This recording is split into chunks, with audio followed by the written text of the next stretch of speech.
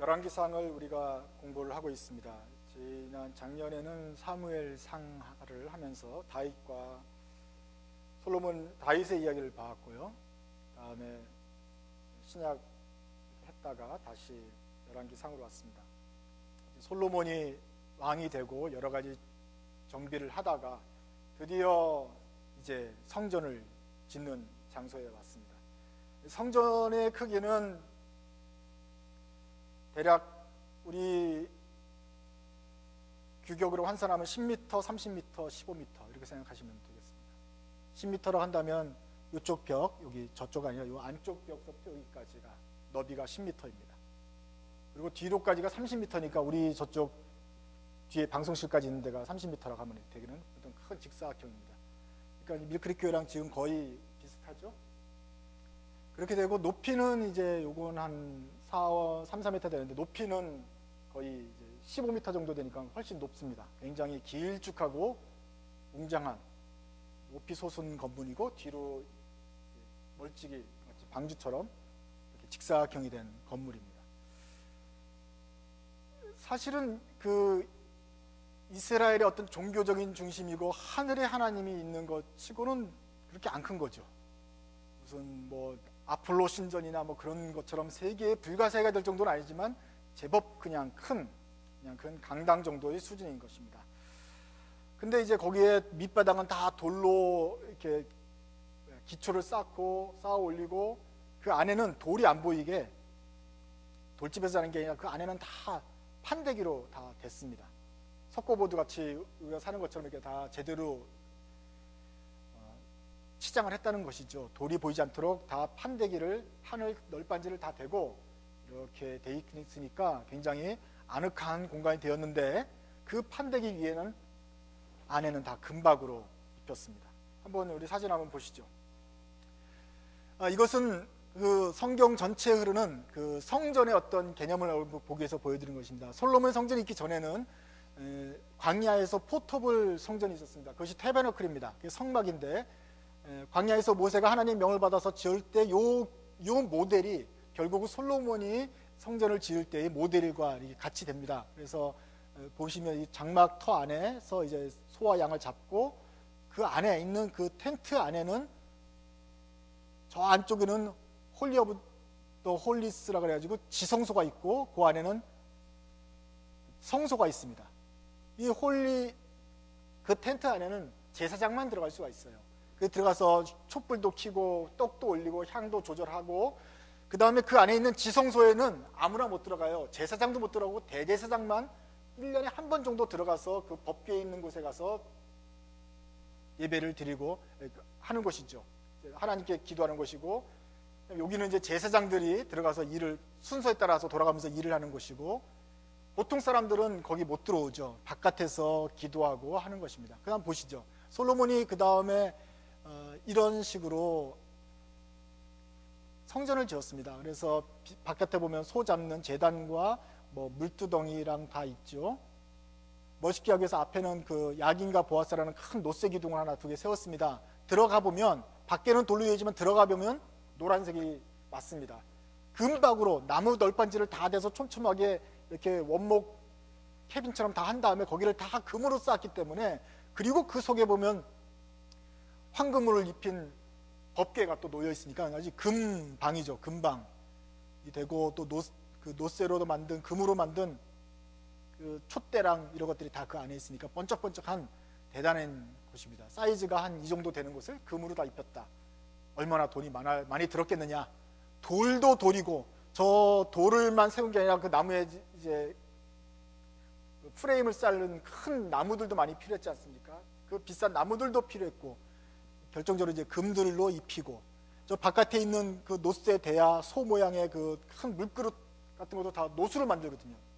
그 당시 귀한 것이니까 그 놋만 해도 지금 굉장히 비싼 걸로 만드는 어떤 그런 이야기입니다. 여기서 끝나지 않습니다. 이 솔로몬의 성전이 이스라엘이 바벨론에서 멸망될 때 다 무너지죠. 그리고 여기 다 이것들을 다 느부갓네살이 가져갑니다.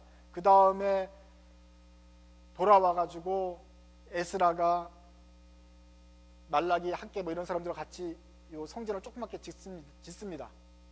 초라하게 지은 것을 예수님 저는 것이 한 300~400년 가다가 예수님 왔을 때 헤롯 대왕이 그어간에 우리가 아는 헤롯이 이스라엘을 사람들의 환심을 살려고 했는지 믿음이 있었는지 하여간 성전을 아예 다시 대대적으로 크게 짓습니다. 그게 이 사진입니다. 지금 여러분이 이스라엘 가시면 바로 저 성전 가운데 있는 자리에 모스크가 서 있고 황금돔이 있는 바로 그곳이 지금 이 옛날에 헤롯 대왕이 섰던 자리, 바로 솔로몬 성전이 있던 그 자리를 헤롯 대왕이 저렇게 크게 다시 짓고 성벽도 만들고 저쪽 끝에는 이제 안토니오 요새라 그래가지고 좀 그리스식 로마식으로도 군사도 진주하는 그런 큰 게 만들었습니다. 한번 사이즈를 한번 보시죠. 다음 슬라이드 보시면 솔로몬 템플하고 헤롯 템플하고 이 사이즈 비교입니다. 성소는 크기는 이제 비슷하지만 기본적으로 사람들이 들어갈 수 있는 장소랑 이런 높이랑 이것들이 또 양식이 벌써 솔로몬 시대가 아니라 이건 벌써 그리스 로마 문명을 받아들여 가지고 굉장히 휘황찬란하게 만들었다. 그래서 헤롯 대왕이 굉장히 힘을 들인 것을 알 수가 있어요. 다시 한번 솔로몬 템플로 한번 들어가 봅시다. 이스라엘이 이제 나라를 만들고 나서 다윗 뒤에 솔로몬이 이제 성전을 지었는데 이거 짓는데 7년이 걸렸습니다. 굉장히 대공사였던 것이죠. 바로 이 자리에서 다윗이 하나님의 성전을 짓기로 준비가 돼 있고 다윗도 지으려고 했지만 다윗은 젊어서 전쟁을 해서 피를 많이 흘렸다 그래서 하나님이 허락하지 않으셨고 너 다음에 솔로몬이 이제 성전을 짓게 될 것이다. 그래서 다윗이 그 다음 사람을 위해서 자재랑 석재랑 뭐 물건들을 많이 준비를 해놓습니다. 다음 사람이 쉽게 지을 수 있도록. 그래서 솔로몬은 그것을 가지고 이제 성전을 짓기 시작합니다. 열왕기상 5장 한번 보시죠. 바로 이 역사적인 순간, 자기 아버지 때부터 기다렸던 이 순간을 이제 5장에서 시작을 하는데 성전을 짓는 그 건축 자재 준비가 오늘 5장부터 들어가는 것입니다. 그래서 5, 6, 7 계속해서 성전 얘기가 나올 텐데 이상한 점이 발견되지 않습니까? 하나님의 부르신 백성들이 자신의 전능하신 하나님을 위해서 그 하나님이 거하실 거룩한 성소를 만드는데, 그리고 이스라엘의 유명한 종교적인 중심지는 그 성전을 드디어 템플을 만드는데, 이 이야기는, 성전을 짓는 이야기는 두로왕 히람에서부터 시작을 합니다. 두로의 히람 왕이 평소에 늘 다윗하고 좋아하고 교류가 있었기 때문에 솔로몬이 등극하자 이 사람하고 외교 관계를 주고받았다. 그래서 솔로몬이 요청하기를 너네 나라의 큰 백항목, 두로와 히람이 바로 그 우리나라에 있는 레바논에 있는 나라입니다. 레바논에 백항목이 유명하니까 백항목 그 시더나무를 좀 달라. 그래서 돈 주고 사오는 그 교육 관계를 맺는 것입니다. 공짜로 사오는 게 아니에요. 뒤에 가면 다 먹을 거 주고 벌목하는 사람들이 먹을 것도 주고 뭐 몇백 달란트를 투자를 해가지고 사오는 것입니다. 그러면은 뭐냐면은 이 성전이 멋있다고 하고 우리가 감탄하기 전에 앞으로 지어질 이 성전의 주요 제목이 뭐냐? 제목이 뭐냐? 그건 레바논의 백항목이다. 레바논 지방에서 나오는 백항목인데 워싱턴에서도 나오죠. 전봇대만한 높은 나무들. 그냥 자르기만 하면 그냥 기둥이 되는, 다듬을 필요가 없는, 그리고 반듯해가지고 뭐 문제가 없는 그런 나무들을 사서 왔다는 거죠. 그래서 하나님의 나라의 성전의 기본 재료, 첫 번째 재료는 백항목이다. 어디 쓸 거? 레바논 거. 어느 지방입니까? 이 당시로는 두로와 시돈, 두로 왕이 다스리고 있는 두로와 시돈에서 나오는 거기 백항목 수입산으로 사다 썼다는 거예요. 좋게 말해 수입산이고 이방인의 것을 갖다가 썼다는 것입니다. 아니 하나님의 백성이 짓는 성전이기 때문에 이왕이면 예루살렘 거를 메이드 인 예루살렘으로 써야죠. 그래서 예루살렘에 어떤 나무가 있습니까? 감람나무. 이 정도 비슷한 이렇게 꾸불꾸불 가는 감람나무를 하면 성전도 이렇게 자연스럽게 해가지고 한 5m 정도 안 되고 한 요만한 대추 야자나무? 야자수 해가지고 이렇게 이스라엘에 쓸만한 나무가 없어서 수입을 한 거예요. 그죠? 그러니 어쩔 수 없이 수입을 했지만 거룩하고 거룩한 성전을 짓는데 이 이방인의 것을 수입했다는 것, 이거 이상한 거단 말이에요. 뿐만 아닙니다. 그것을 아무리 이방인 것을 가더라도 우리 정결한 무슨 제사장이나 이런 훈련받은 사람들이 가서 거룩한 기도를 하고 나무를 뱄어야 되는데 그게 아니죠. 그냥 이방 사람들이 배우는 거 아닙니까? 그래서 배로 끌고 오면 그때 돈 주고 사가지고, 그것도 사가지고 그걸 졌기 때문에 이거 그냥 홈디포가 사오는 거랑 똑같은 거란 말이에요. 성전에는 돌도 필요합니다. 돌로 주춧돌을 다 쌓고 해야 이게 건물이 웅장하게 올라갈 수 있잖아요. 나무로 하면 안 되잖아요. 불안하니까 돌로 기토를 쌓습니다. 성전에 돌이 얼마나 중요합니까? 건축학적으로 또 성경적으로. 성전의 돌을, 그리고 그 돌 중에 가장 첫 번째 돌들을 우리가 뭐라 그러죠? 코너스톤이라 그럽니다. 성전의 코너스톤 하나 딱 놔야 그 다음에 직각이 되면서 이제 건축이 시작이 되는 건데, 그 주춧돌, 정초, 그 정초는 성경에서 바로 예수님을 상징하게 되죠. 앞으로 지어질 하나님 나라의 성전의 주춧돌, 예수님이 모퉁이 돌이 되셨다 하는데, 그 모퉁이 돌이라는 그 돌들이 메이드 인 이스라엘 돌이냐 이 말이에요. 메이드 인 이스라엘에 신령하고 기도 잘하는 사람들이 깎아서 만든 그 돌이냐? 아니죠.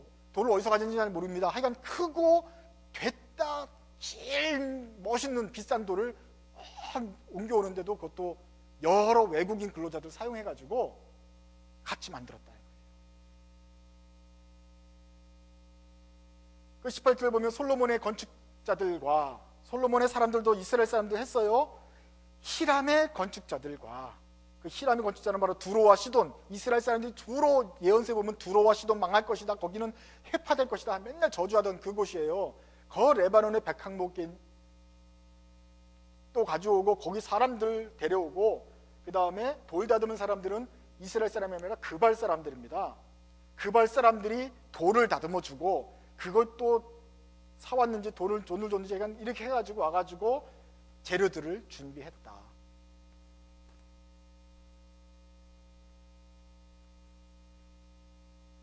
성전을 짓는데, 하나님의 성전, 우리 유대인들의 성전을 짓는데 왜 이렇게 잡다한 민족들의 노력이, 땀이 섞여야 되는 것인가? 그 불결한 거 아닙니까? 불순한 거? 이방인들을 우습게 알렸던 유대인들의 중심주의에서는 굉장히 보면 이건 좀 숨기고 싶은 이야기일 것입니다. 유대인들이 우리들의 힘만 가지고 정말 기도하면서 한 땀 한 땀, 한 층 한 층 쌓아 올린 것이 우리 거룩한 성전이다. 여기는 어떤 불순한 것도 섞이지 않았다. 이래야 더 멋있을 텐데, 성경은 똑똑하게도 아예 처음부터 두로와 히람부터 시작해가지고 그발 사람들까지 온갖 외부인들이 이 성전을 짓는 데 참여했다. 이 건축자들이 다 수입산이다. 이방인의 나라에서 온 것이다 라고 정확하게 밝히고 있죠.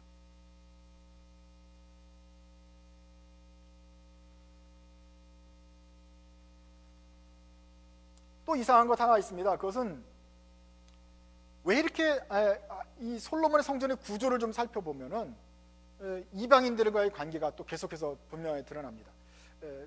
5장, 6장, 7장 가면 솔로몬이 이제 몇 높이는 얼마고 어떻게 졌으며 이렇게 나오거든요. 근데 성경은 과학책이 아니라 그랬어요. 창세기 1장이나 그 창세기 창조설화를, 창조 이야기를 우리가 과학식으로 이렇게 연대기로 따져서 볼 수 없다 그랬어요. 마찬가지로 성경은 청사진도 아닙니다. 건축자들이 보는 도면이 아니란 말이에요. 그래서 이걸 가지고 그대로 만들어 보면 솔로몬의 기록하고 이렇게 보면 이게 아기가 잘 안 맞아요. 이거 어떻게 되는지 정확하게 나오질 않아요. 그래서 여러분이 보는 그림이 이렇게 약간씩 차이가 좀 나는 것입니다. 뭐 치수는 잘 된 것 같은데 성막까지는 그래도 대충 이렇게 윤곽이 좀 보이는데, 솔로몬은 조금 저 위에 다락방도 있고 그래가지고 이게 어디다가 어떻게 됐는지를 정확하게는 이게 청사진적으로 안 나와요. 그래서 솔로몬의 성전만 보면은 전체적인 윤곽이 보이지 않지만, 우리가 아까 본 태버너클과 모세의 그 성막과 솔로몬 성전과 그리고 나중에 지을 헤롯 성전까지 쭉 보면은 이스라엘 사람들이 과연 어떻게 하나님의 성전을 준비했고 하나님께서 어떻게 이 성전을 계획하셨는가를 우리가 볼 수 있습니다. 헤롯 성전 한번 보시죠. 어쩌면 이것이 우리가 보는 어떤 성전에 대한 어떤 원래의 그 그림인 거라고 볼 수 있겠습니다. 그래서 헤롯이 굉장히 더 많은 노력을 들여서 만든, 예수님 태어나기 전부터 시작을 해가지고 예수님 죽으신 다음에 30년까지 더 계속해서 졌던, 50년인가 충분히 졌던, 그 오랜 기간을 거쳐서 졌던 성전이기 때문에 비교적 좀 널찍하게 만들어졌죠. 성전을 보면 1번이라고 써있는 저 가운데 있는 곳이 바로 성소입니다. 그 성소는 템플인데 그 안에는 두 교로 나눠져 있고, 아까 말한 대로 지성소가 있고, 여기는 아무나 못 들어간다 그랬어요. 대지상도 가끔마다 들어가야 됐고, 그 안에 있는 건물 안에는 제사장들만 들어와서 제사를 수행하고 있습니다. 뽑힌 사람들이 들어오는 거예요. 여기서 순번대로. 그래서 날마다 분향을 하고 여기서 떡을 올리고 하는 그런 일이에요. 그래서 여기는 철저히 통제된 구역입니다. 그러니까 일반 이스라엘 사람들은 그 속에 금박으로 돼 있는지 잘 몰라요. 듣기만 했지 보질 못했죠. 그 앞으로 나오면 저 2, 3, 4 있는 이쪽 성전을 주위로 담이 하나 둘러싸이는데, 거기가 바로 유대인들이 와서 제사 드리는 곳입니다. 거기 한 단계 낮은 곳이죠. 여긴 누가 오느냐? 제사장들이 아닌 일반 사람들이 오는 것인데, 그것도 남자들만 오는 곳입니다. 유대인들의 남자들의 공간입니다. 왜냐하면 밖에서 제사를 드려도 남자와 여자가 구분되어 있거든요. 지금도 그렇지만. 그래서 여자들은 지금 저 앞쪽에 있는 7, 9, 10번 이렇게 조그만 또 울타리 안에 있습니다. 그래서 남자들이 성소를 둘러싸고 있다고 한다면, 그 옆에서 여자들이 담장 너머로 남자들이 제사 드리고 하는 것을 보면서 또 기도를 합니다.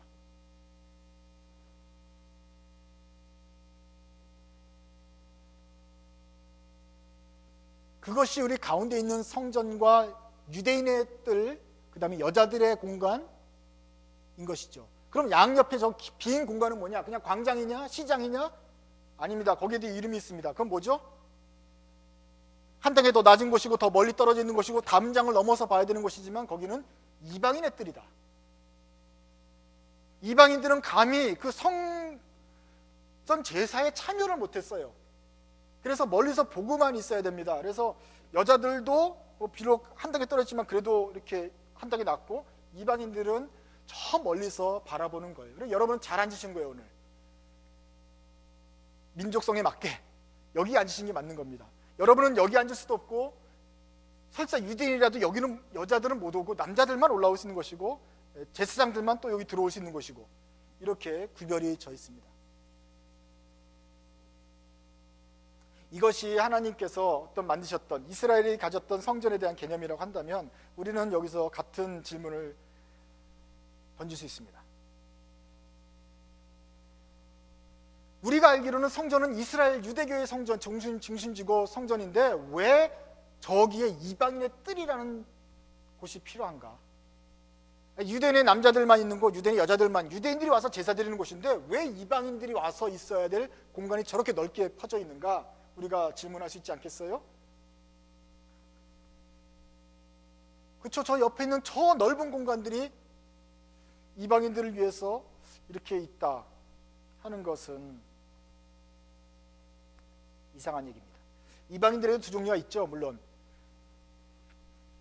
이방인이었지만 나중에 이스라엘 사람이 되어서 할례도 받고 율법을 지키려 작정을 하고 들어온, 너희 중에 거류민이라고 하는 그 이방인 출신 귀화한 이방인들도 있을 것이고, 아니면 지나가다가 좀 소 잡는 데들 하고서 이렇게 구경하러 온 관광객 이방인들도 있을 거예요. 어쨌거나 하나님은 바로 이런 이방인들을 위해서 뜰을 만들어 놨습니다. 그래서 이방인의 뜰에서도 율법 토론하고 제사하고 기도하는 일이 벌어졌습니다. 성전에서 제사를 드릴 때 이방 유대인들은 바로 그 주위에서 보면서 하나님께 기도하고 이렇게 방학계 있잖아요. 이렇게 하면서 율법도 기도하고 여기서도 가르치기도 합니다. 여자들도 마찬가지입니다. 남자들과 함께 하지 못하지만 자기네들끼리 모여서 기도하고 자기네들끼리 또 성경을, 토라를 배웁니다. 이방인들도, 귀화한 이방인들도 같이는 있지 못하지만 또 모여서 거기서 율법도 토론도 배우기도 하고, 여기서도 기도도 하고, 단순 관광객들은 그걸 또 보고서 구경도 하고 사진도 찍고 이렇게 하는 현상이지요. 문제는 왜 이렇게 이방인들을 위한 뜰을 많이 만들어 놓았겠느냐 하는 것입니다. 마태복음 21장과 요한복음 2장에 예수님이 성전을 정결케 하는 장면이 나옵니다. 예수님께서 노끈을 들어가지고 성전에서 양 팔고 소 팔고 뭐 옆 동전 바꿔준 사람들을 다 그냥 상을 둘러 엎으셨죠. 거기가 어딘지 아십니까? 바로 이방인의 뜰입니다.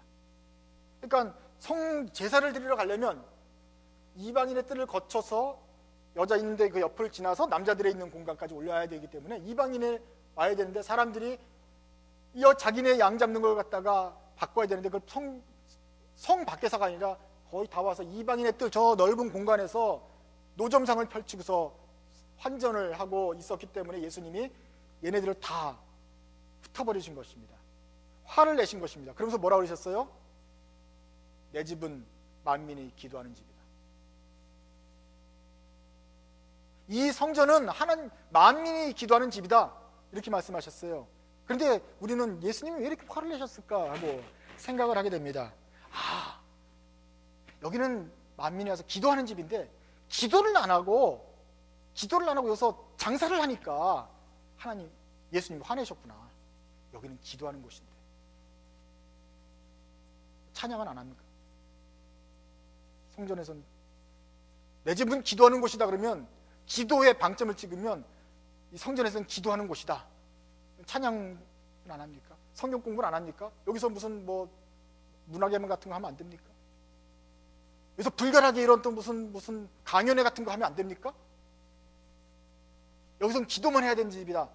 내 집은 만민이 기도하는 집에서 기도에 초점이 맞춰지면 이 구절이 해석이 잘 안 됩니다. 오히려 여기서는 내 집은 만민이 기도하는 집이다 라고 말해서 해석할 때야 예수님의 화가 전달이 됩니다. 예수님이 그토록 화를 내셨는가? 다 지금 기도하고 있어요. 기도하고 있는데 왜 뒤집어엎으신 거죠? 만민이 기도하는 집이라는 걸 가르쳐주기 때문이죠.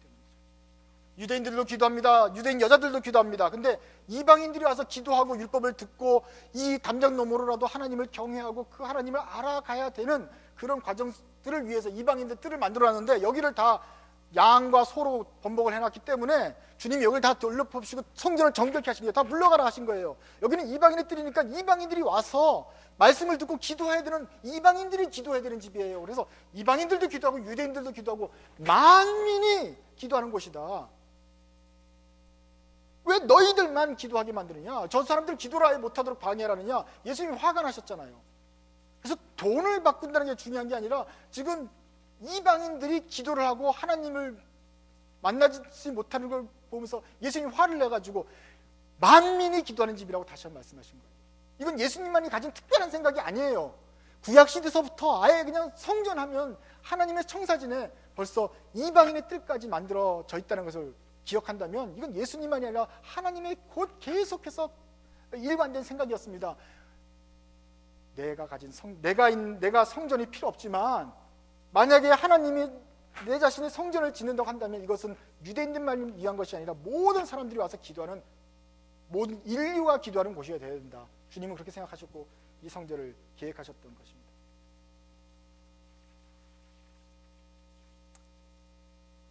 이스라엘 성전이니까 이스라엘 사람들 위해서 지어진 거죠. 근데 그렇지만 여기는 남녀노소 민족의 구분이 없습니다. 그래서 여자들도 와서 기도를 하는 것이고 남자들도 기도하고 유대인들도 기도하지만 이방인들도 와서 기도하는 만민을 위한 기도의 집이다. 그래서 성전은 모든 사람의 공간인 것입니다.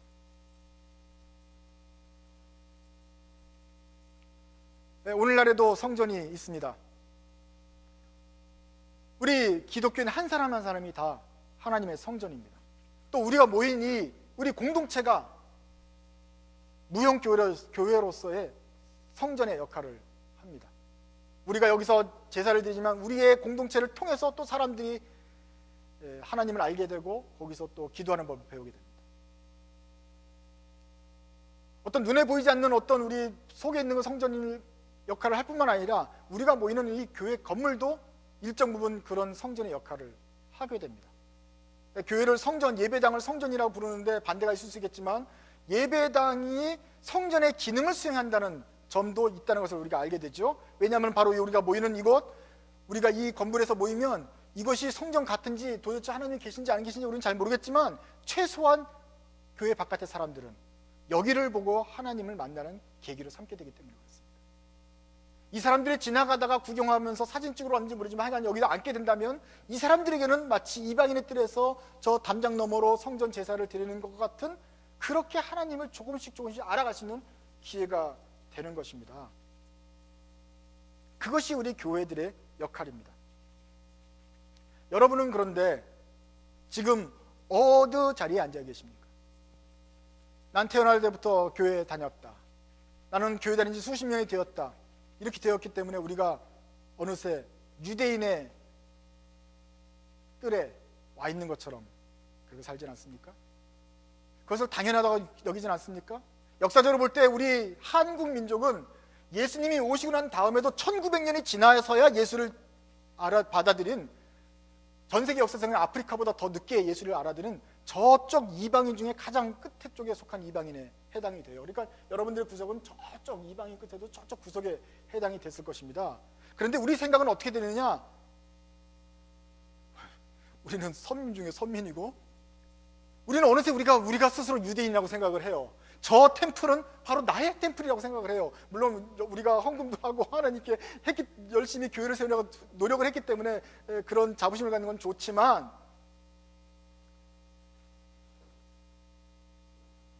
유대인들은 최소한 여기 있었단 말이에요. 여자들은 여기, 남자들은 기껏해 여기인데 우리 그리스도인들은 예수님께서 죽으시면서 휘장이 갈라졌기 때문에 성소뿐만 아니라 지성소까지 들어가가지고 주님을 날마다 만나면서 저 지성소로 나 들어갑니다. 주님 보혈을 지나 하나님 곁으로, 그래서 직통 대화를 하는 식으로 당연하게 내가 여기 있으면 하나님을 만나는 것처럼 그렇게 생각하기가 쉽지 않습니까? 그리고 보통 하나님의 음성이 잘 안 들리고 답답하거든. 주님 왜 이렇게 나한테 이렇게 대하세요? 이러지 않냐는 거예요. 우리가 멘탈리티가 벌써 저쪽 구석에서 은혜의 땅에 와서라도 멀리 찍어서라도 주님을 구경할 수 있으면 참 은혜겠다라는 거기서 벌써 이미 지나서 유대인들도 감히 상상하지 못했던 일을 우리가 하면서 주머니에 손을 이렇게 딱 넣고서 이제 주님 어쩌나 봅시다. 이런 식으로 우리가 예배를 드리게 되지 않느냐. 마치 유대인들이 자기네 중심적으로 된 것처럼 오늘 우리도 나 중심적으로, 나를 중심으로 성전이 둘러싸고 있고 내 앞에 법궤와 시온소가 놓여 있으며 이런 식으로 우리가 생각하게 되기가 쉽다 이 말입니다. 그렇게 되기 때문에 우리 교회를 나만을 위한 공간으로, 우리들 교회 안에 등록된 크리스찬들의만의 공간으로 또 생각하면 우리가 다시 유대인들의 잘못에 빠지게 되는 것입니다.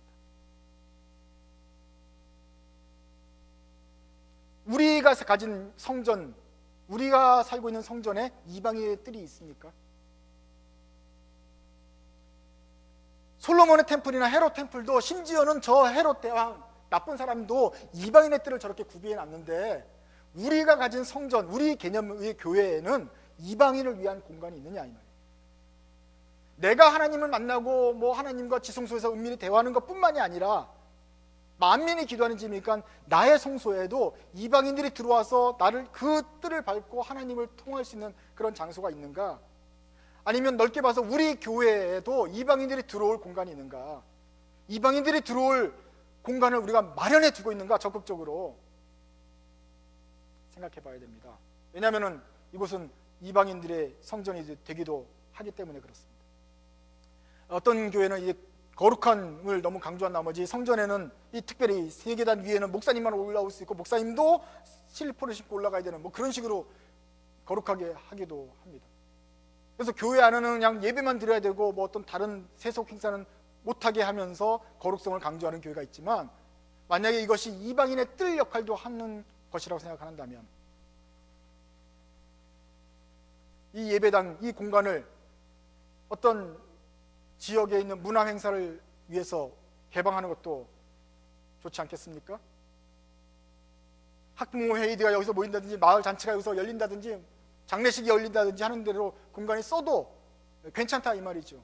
왜냐하면 여기가 하나님의 교회라는 걸 누구나 다 알고 있는데 이방인들이든 교회 안 다니는 사람들이 와가지고 앉아 있으면서 그래도 조금이라도 마음의 평안을 얻고, 이렇게 해서 하나님이 조금이라도 가까이 가는 그런 기능을 한다면 멀리서 저쪽에서 피어 올라가는 번제물의 그 연기만 보면서 멀리서 하나님의 은혜는 어떤 것인가를 생각했던 그 이방인들의 그 마음에 그런 감동을 주는 그런 기능을 할 수 있지 않겠느냐. 물론 여기서 이제 우리가 개방한다 가지고 갑자기 불교 행사 여기를 개방하면 좀 그렇죠. 저 여기서 막 염주를 하고 뭐 그 다음날 우리가 예배를 드리면 좀 그건 좀 아니죠. 우리가 불교에 가서 예배 드리는 것나 그거는 또 그것도 아닌 것처럼 그거는 이제 따로 하고, 하지만 이제 중립적인 것들은 얼마든지 해도 되겠다. 드립커피 내리는 강좌가 2월 14일 날 토요일 2시 하려고 준비 중인데, 여기는 이제 무렵서로 우리가 저기 소예배실에서 예배 하는 것인데 좋다 이 말입니다. 와가지고 사람들이 이방인의 뜰을 자주 밟을 수 있도록 우리가 기회를 제공하는 것, 그렇다고 한다면 우리가 만민이 기도하는 집이다 라는 예수님 말씀을 잘 지키고 있는 것이겠죠. 이스라엘은 이 교회 마당, 그래서 이 교회 마당을 공개하자. 우리가 막아서고 있고 이방인들이 혹시 못 올 수 있을 것 같을 수 있으니까, 아무래도 이방인들이 쭈삣거릴 테니까 대신대로 문턱을 낮춰주고 누구라도 하여간 교회에 들어올 수 있도록 우리가 편안하게 대해주자. 근데 제가 보기에는 우리 교회들이 잘 하고 있는 것 같아요. 우리 나름대로는. 우리는 문턱을 낮췄는데 저쪽에서 볼 때는 아직도 문턱이 높아요. 이 문턱이 와보면 사실 높지 않다는 걸 어떻게 알려줄 수 있습니까? 가서 말로 해야 됩니다. 가서 말로 해서 사실은 문턱이 안 높아, 사실은 괜찮아 하면서 이렇게 끌고 와주는 역할을 우리가 해야지 이방인들이 그 뜰을 감히 들어올 수 있습니다. 아, 여기 와도 괜찮은 곳이야. 너희들을 위한 공간이 마련되어 있어. 안 믿어도 그냥 앉아있을 수 있다는 그런 것을 우리가 전해줘야 됩니다. 그래서 교회에 올 수 있는 기회를 자주 만들어주고 홍보해야 되고 알려주고 자랑도 내고 초청도 하고 해야 되는 이유가 거기에 있습니다. 그분들이 와서 이방인의 뜰에서 자신만의 예배를 드리면서 하나님을 알아갈 수 있도록 기회를 제공하는 것입니다.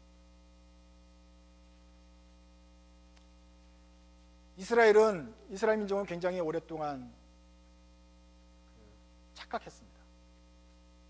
이 솔로몬의 성전, 자기네들이 돈 내가지고 자기네들 세금으로 이 금박을 입힌 그 삐까뻔쩍한 성전은 바로 자기들의 것이다, 유대인들만에 위한 것이다 라고 생각을 했는데, 우리가 성전을 보니까 이 성전 처음부터가 유대인들만의 것이 아니었어요.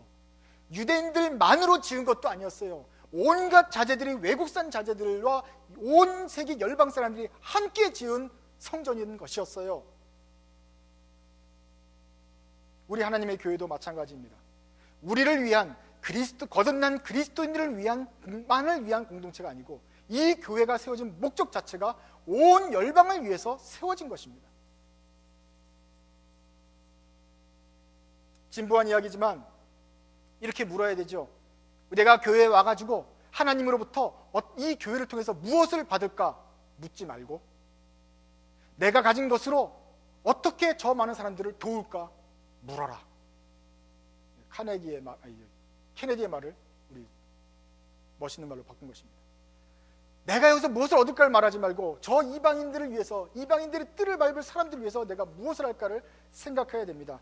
내가 기도하는 것이 우리 가족의 안녕과 평안과 건강만을 위해서 머물지 말고, 우리 기독교인들만을 위한, 유대인들만한 기도가 되지 않고 저 밖에 있는 이제 앞으로 올 이방인들을 위해서도 기도하고 봉사해야 될 것입니다.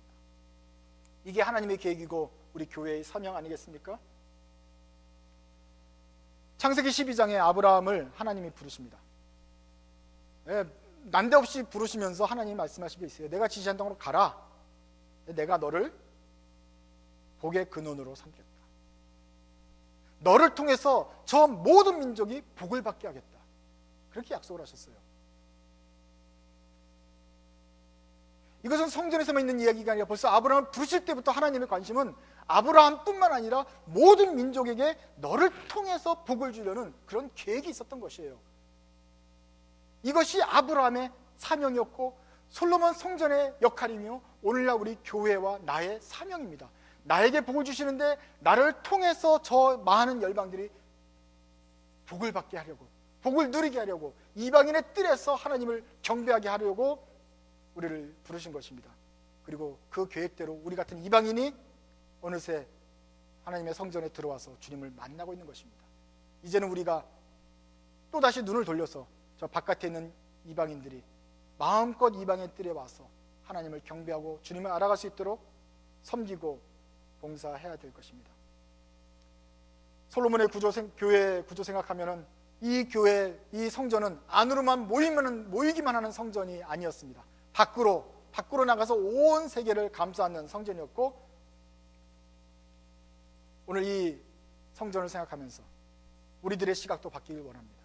나와 우리 교회 이 역할과 사명이 무엇일까? 누구를 위해서 있는 것일까? 생각하는 여러분들 되시기 바랍니다. 기도하시겠습니다.